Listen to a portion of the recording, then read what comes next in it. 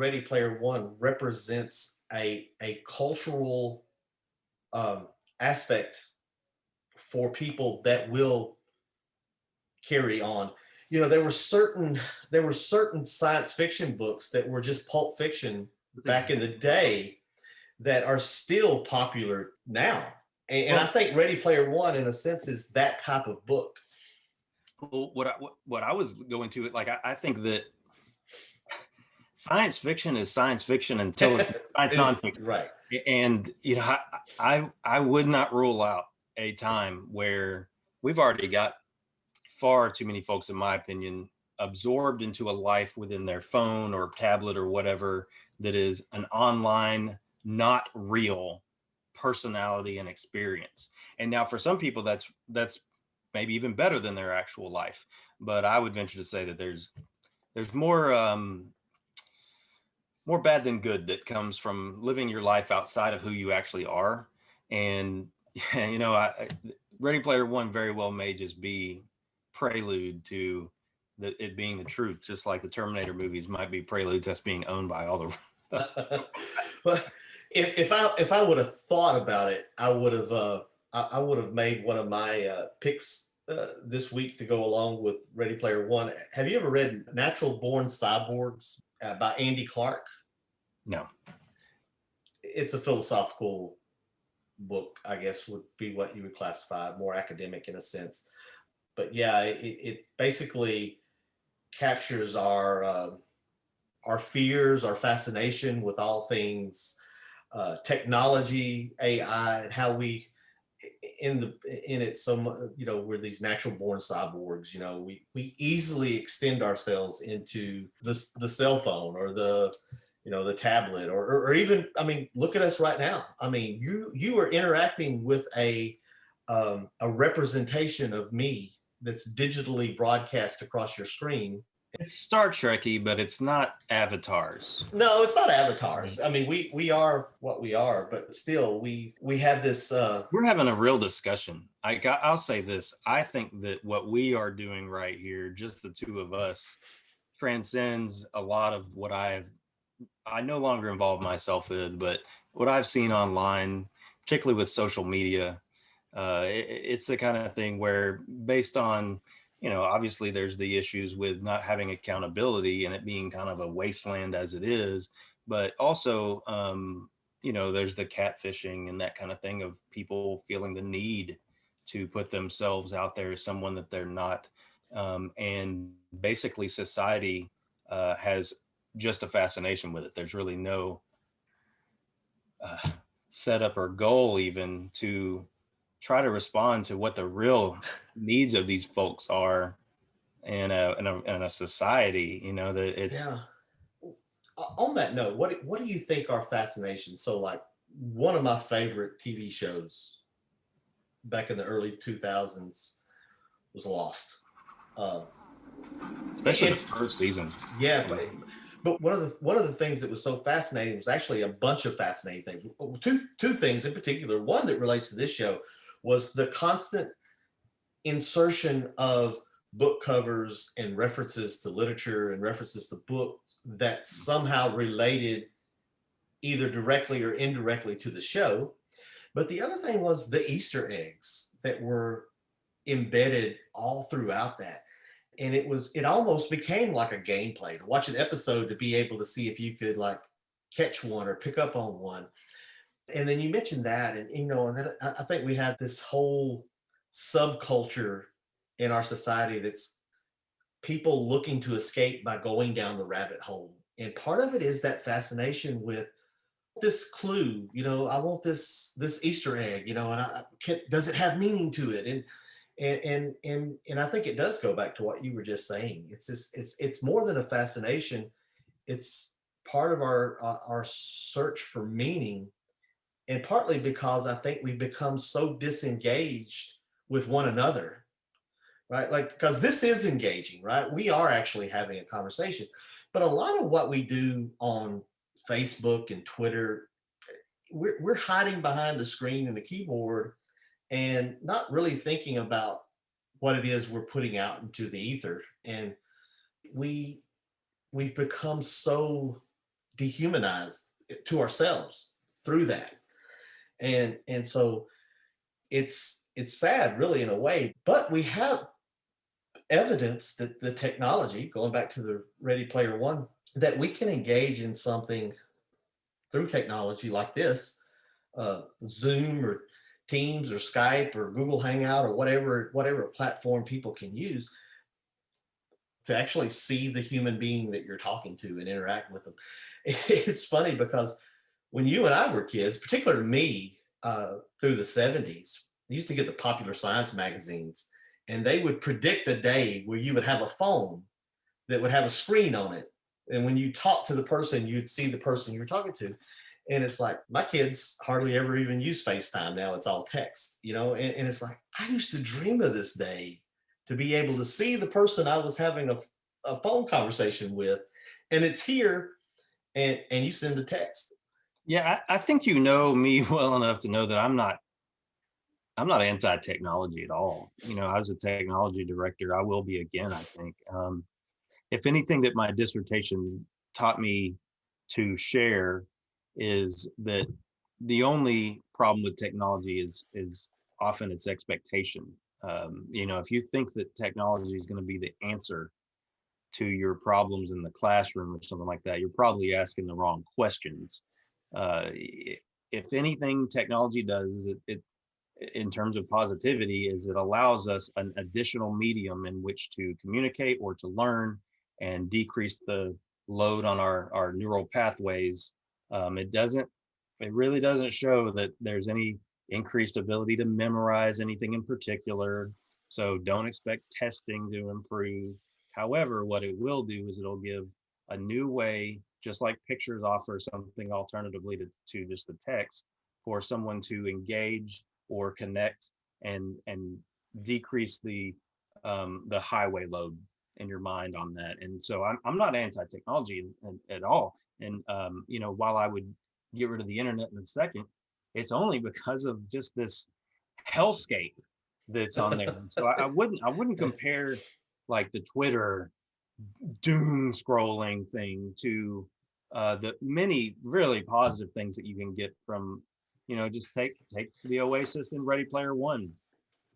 I think probably in many ways he was sharing that, look, this is the kind of thing where people have been kind of taken over by it, but it has also offered schools a virtual environment where kids can go and learn and always be connected in a learning environment. And so, if I'm teaching the kids from home, and while their connection with the kids that they get to talk to and play with online is not the same as in person, the learning aspect is pretty good, because they're still at just like learning basic stuff, in terms of like a real round table needed for philosophical discussion.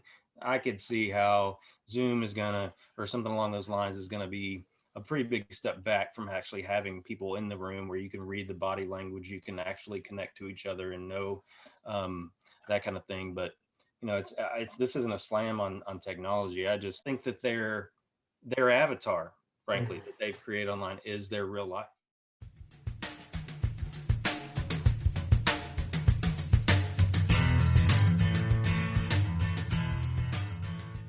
When you think about like you said, the hellscape, or the rabbit hole that the internet can become, one of the things is, when you go to the library is nice enough to tell you, oh, this is histories, this is fiction, this is nonfiction, this is teenage literature, whatever. The internet doesn't do that for you. The thing that we miss, though, the internet evolved faster than our ability to think critical about the information that's out there. Well, and I read House of Leaves. I may bring that up in an episode later. It is like trying to read three books simultaneously. And when I mean simultaneously, I don't mean like you have three books and you read one for a little while and then you put it down and then you pick up the other and read. It's like having three books open at one time, trying to read all of them. And it takes you into a pathway into a house of books that is not there and makes you think about the environment in which you're in. So and that's a metaphor. Anybody that's read the book knows the nod that I just gave to the book there. But to me, it is a lesson in reading both academic work, fictional work, and not all nonfiction necessarily is what I would consider academic, but it falls into that a similar line of thinking, right? Say, for instance, you were reading a letter. You read a letter a certain way. When you pick up a Stephen King novel, you pick up a Stephen King novel and read it a certain way. Now, if you pick up On Writing by Stephen King, that's nonfiction. He's telling you about his process, about his inspirations, and all that.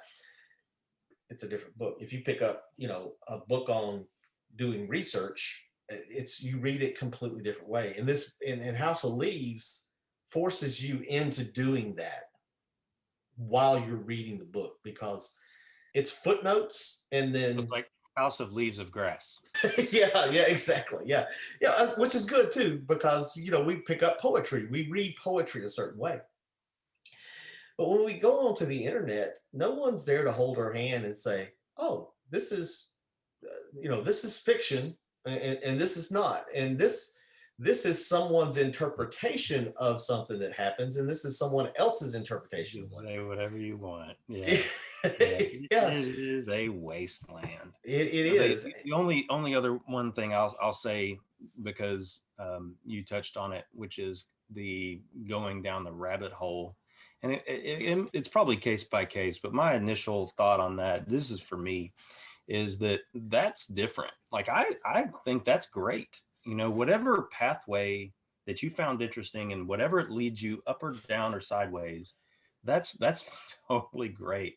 Yeah, I think that can be found in anything, including video games. You have a storyline that you think is just awesome, and so you just really get into that.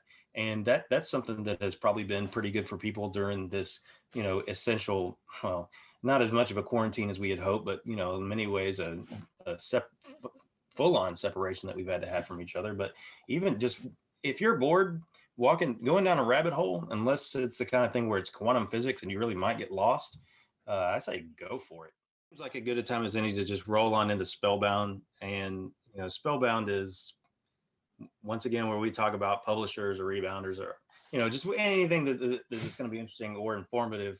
And something that I probably should have just done this first, because we talk about Easton Press a lot, and we will a lot, because they're dominant in my life because I really like them, but also they're in many ways the last leather-bound publisher out there that's really cranking them out, signed editions, deluxe limited editions.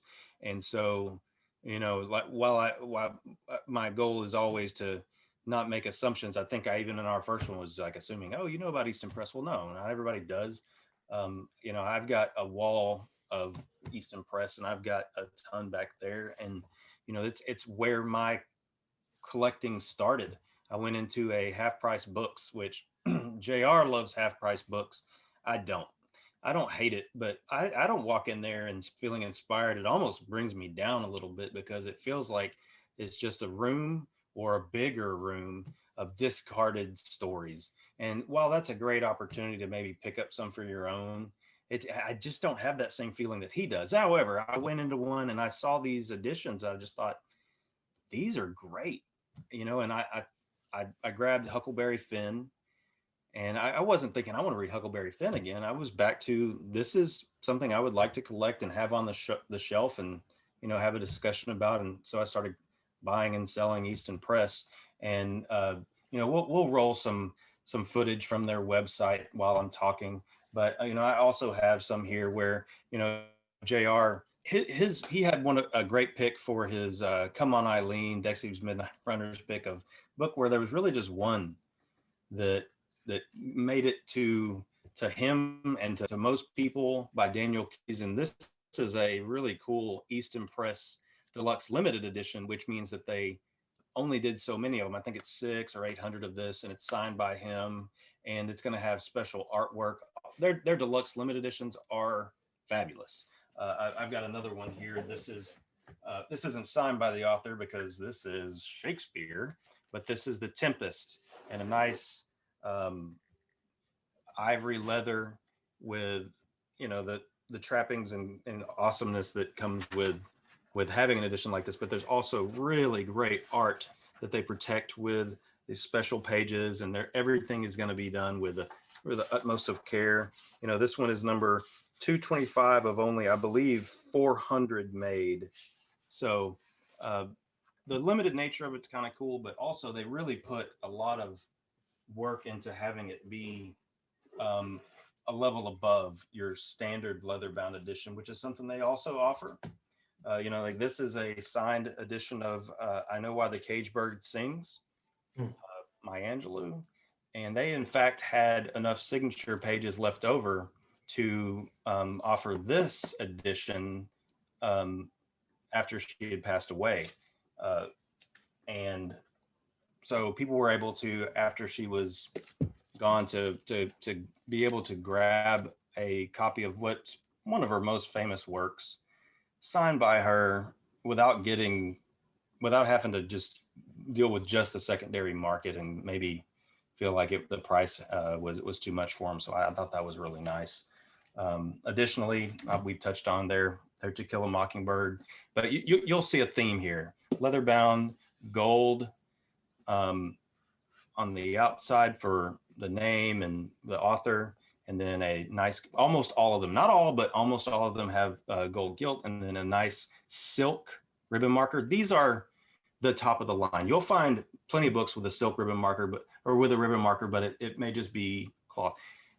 I am not undermining those. I think that's great. It's better than having no marker at all, because how many times have you not had anything to put in the book? And then some people have even like bent the pages, and you know, that's something that I don't like to see. But you know, there's the Ender's Game, which JR talked about as well. It's another favorite of mine. Will probably be one of the picks on the rocks. And you know, you'll even see big books for children in there. And this is just a gorgeous edition of Winnie the Pooh, with an amazing amount of illustrations throughout, and just a really elegant gift edition. You know, not for everybody. No, not everybody wants to spend $200 on a book and give it to a child, but if it's important to you, or if it was important to you, it could be great. And so, you know, this Spellbound is not going to be a real long one, because I'm not going to go through every title that Easton Press has done, but they are still in business.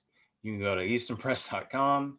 You can, you know, order from them, and you can even have it rushed. But if you don't, take about 2-3 weeks to get to you.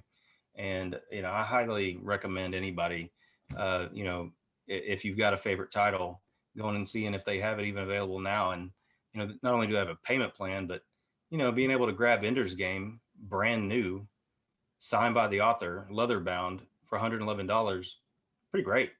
It's pretty great. They have like everything too. I was just noticing something that Doris Kearns Goodwin, Leadership in Turbulent Times. I'm like, that's such a awesome book, and I just not one that I would have expected to see. We know they were waiting on her to write about Lincoln before they even did the movie. Oh, that's what they were going to do it. And in fact, there's an Easton Press version of that as well. It's sold out, long sold out. Yeah. But yeah, they have everything from, you know, your thriller horror authors to historians to politicians. I think they just recently threw up a book signed by Joe Scarborough. Not to discount Joe, but you know, I'm glad that he's got Mika there to calm him down. Really in every now and then. JR is a collector, right? I mean, he's a reader and a collector. So I think he falls into both of those categories well. And so it's really nice to see his take on things. He and I, you know this, he and I have been really close friends for we're like talking a decade now, since we started the doctorate. That's how we met. But you know, the reason is we had a lot in common, not educationally necessarily, because he was very much on a path of superintendency, and I was very much on a path of never being a superintendent. I never have wanted to be totally in charge of a school district. I feel like I'm a great number two, or just, I great experiences working in technology. But, we had so much in common with music and books, even, that whenever I first started this, it was me and him talking about it, and him loving the Easton Press books too.